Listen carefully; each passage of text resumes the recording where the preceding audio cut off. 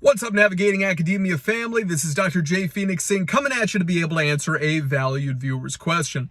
Now, I've just got time for a brief one today. Daria and I are going to Cancun tomorrow. I don't know if any of you guys have been to Cancun. If there's anything you think that we should check out, please make sure to put it down in the description box below and comment for us because we'd love to hear from you.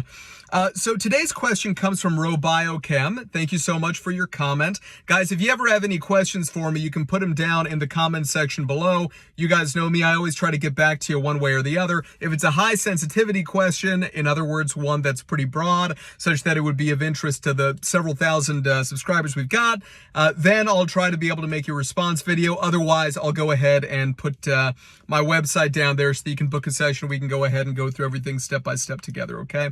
If it's only about a unique situation only for you. So here's the question though from RoBioChem. I wrote it down here. Let's go ahead and read it and then we'll address it. The question is, I would like to ask you about a postdoctoral position. Can I find a professor who will host me in their lab without funding? I've tried to find someone so far, but I haven't had much luck. So essentially what RoBioChem is asking is, let's say that there's somebody named Professor Smith, and Professor Smith is their target mentor. She's the person that RoBioChem has always wanted to work with, has read everything that she's ever written, and just says, this is the person I want to be like.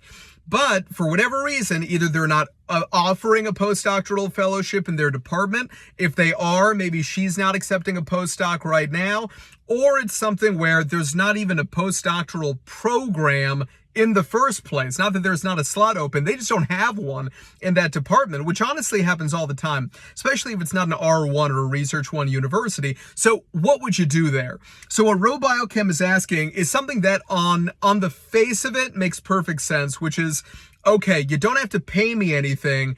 I will just volunteer if you will let me be a postdoctoral fellow in your lab. That is what RoBioChem is asking.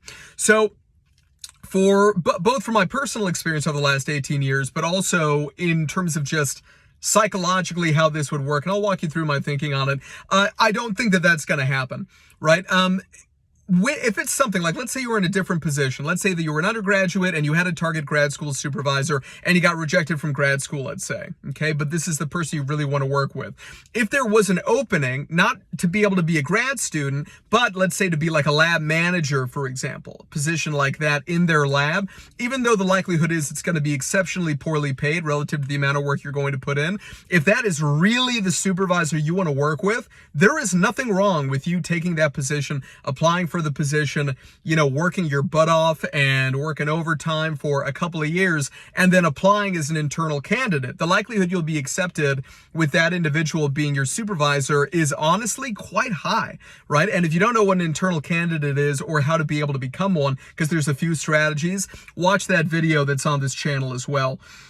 What I would say is that once you're at the doctoral level though, once you've already got the doctorate, two things happen. Number one, postdoc positions are few and far between. There's already only 20% of all new faculty positions these days are tenure track positions. And you can imagine that, okay, all these departments, they need faculty. They don't necessarily need postdocs. So especially kind of top postdocs within individual fields, these are pretty rare. And so because of that, the competition is even higher than it was to be able to get into grad school in the first place. And in many cases, harder than even getting kind of, you know, full-time faculty positions. It's like non-adjuncting positions.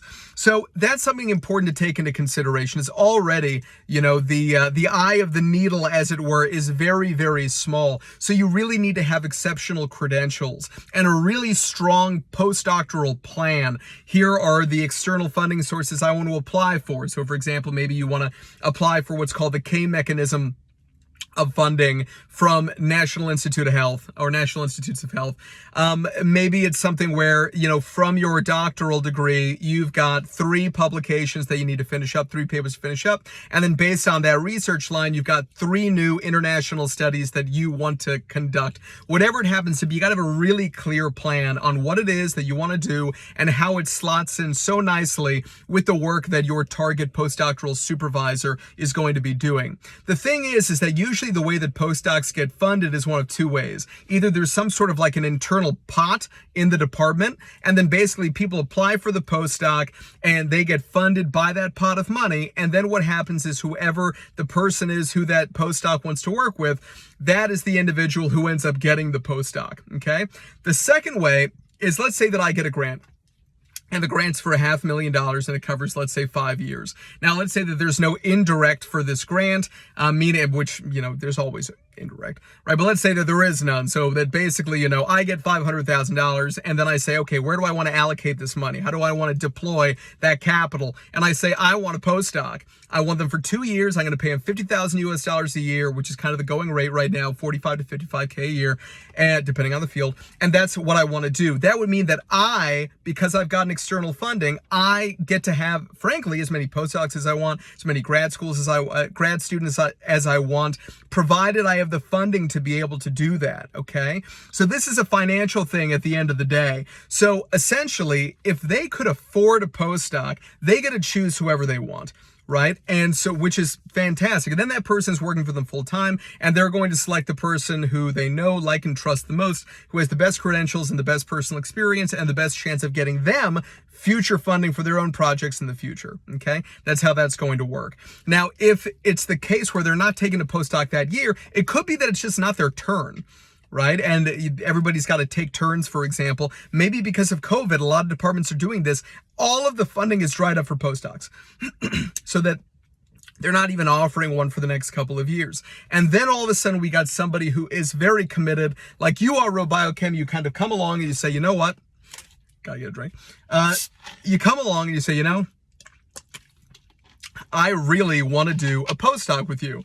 But the thing is that what you should arguably offer to do is to just volunteer for them. You don't need to be a postdoctoral fellow in their lab. The truth of the matter is that being a postdoctoral fellow is like a very high honorific.